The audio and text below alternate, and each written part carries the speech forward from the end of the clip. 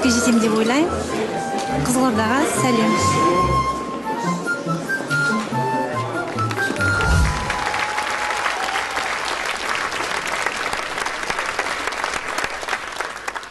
Сәлематсыз ба?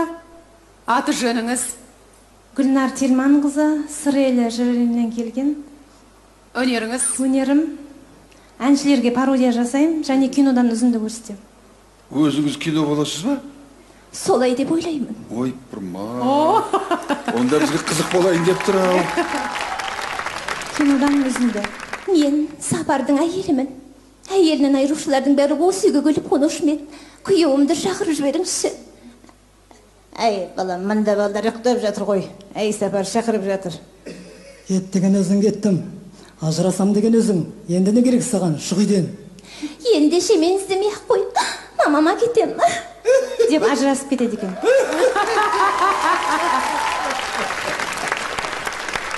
Енді сахнада Мақпал Жүнісова. Бақтым қонсын басыма, оңалау келерін демесем, жүгіріп жүрсем қасымда, сүйініш болып демесем. Сахнада Жанар Айжанова. Жанар Айжанова салып көріңіз. Әсем әнін сырнайдай, әлем сүйіктің дайдай, тамылжыда бәні салмай, күнде думан болмайдай. Өзіңізді күйеуіңіз салып сіз көрсіп атқаным.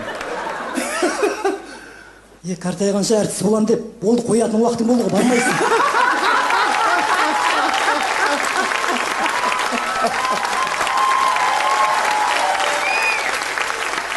Ар жағындағын әжек шошаңдап деп қой. Шошаңдамай сахнаға шығып. 4 балаң бар, шошаң өйтіп, осы уақытта пайдалы ел болды ба? Бармайсың. Жоқ, мен барам. Менің тыныш өлетін жағдайым жоқ. Мен өнерімді сыртқа шығаруым керек. Солай емес пе? Барсаң бар енді, амалым қолым, енді істеймін. Өнерің ерекше екен. Күйеуіңе сәлем айт, сені байлап қоймай босатсын. Талай жерге